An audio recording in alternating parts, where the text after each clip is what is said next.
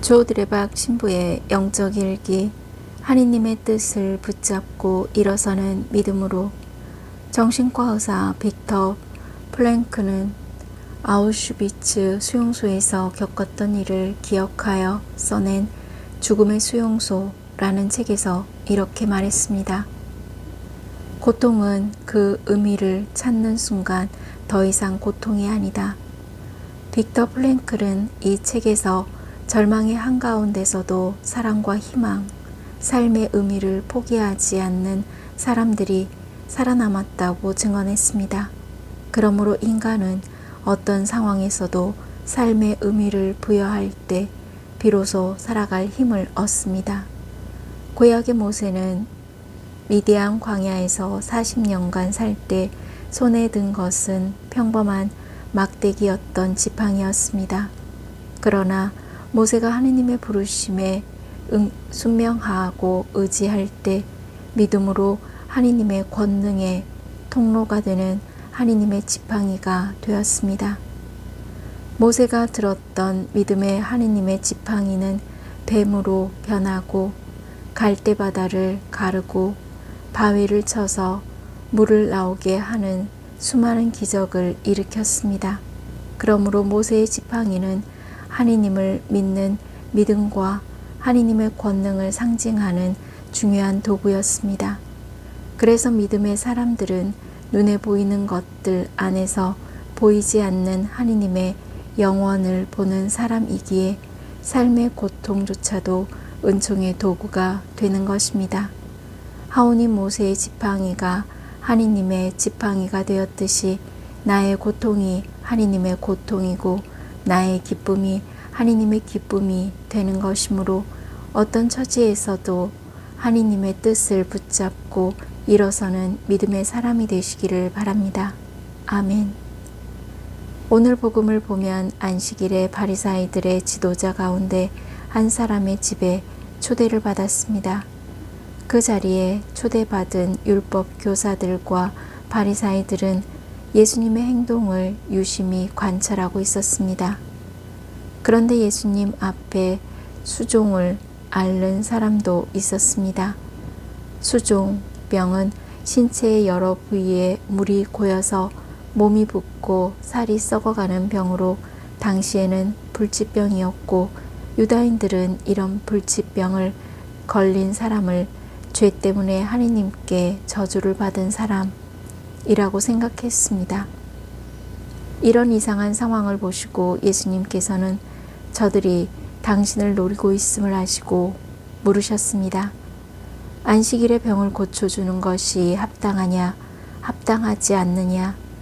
이 예수님의 말씀은 지금 고통 중에 있는 수종을 앓는 사람을 먼저 불쌍히 여기는 것입니다. 다시 말해 무엇이 합당하냐 라는 질문은 무엇이 더 좋으냐 하는 물음이고 무엇이 더 율법에 더 맞는 것이냐 라는 물음입니다. 예수님의 물음에 그들은 대답하지 않고 잠자코 있었습니다. 왜냐하면 무엇이 합당하냐 라는 물음은 무엇이 더 하느님의 뜻에 맞는 것이냐 라는 물음이고 무엇이 더 하느님께서 기뻐하시는 일이냐 라는 물음이기 때문입니다. 그리고 예수님께서 하느님의 뜻에 맞게 수종을 앓는 이의 손을 잡고 병을 고쳐서 돌려보내 주셨습니다. 그뿐만 아니라 안식일일지라도 웅덩이에 빠진 소를 건져내는 일은 당연한 것으로 생각하면서도 병으로 고통받는 사람을 도와주고 낫게 해주는 일은 율법이나 계명을 어기는 일로 여기는 율법학자들과 바리사이들을 질책하셨습니다. 그들은 이 말씀에 아무 대답도 하지 못하였습니다. 아멘. 사랑하는 고은님들, 오늘 율법학자들과 바리사이들의 위선을 보면서 마치 더 큰 사랑의 의무를 소홀히 하였음에도 고해성사를 통해 사소한 잘못만을 고백하고 이밖에 알아내지 못한 죄로 처리하는 저희의 모습을 보는 것 같습니다.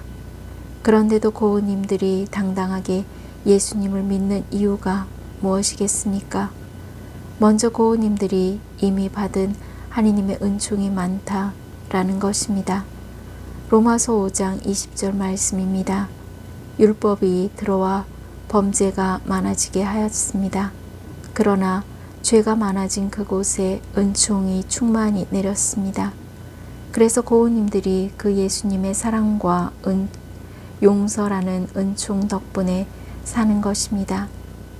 즉 하느님은 아무리 오래되고 깊은 상처라도 깨끗하게 낫게 해주심으로 이미 죄악으로 죽을 수밖에 없는 고우님들이 사랑과 용서를 받고 하느님만이 누릴 수 있는 기쁨과 은총을 나누어 받고 사는 것입니다. 이제 고우님들은 하느님의 뜻을 붙잡고 일어나 나의 고통이 하느님의 고통이고 나의 기쁨이 하느님의 기쁨이 되는 믿음의 사람으로 살아가시기를 바랍니다. 아멘.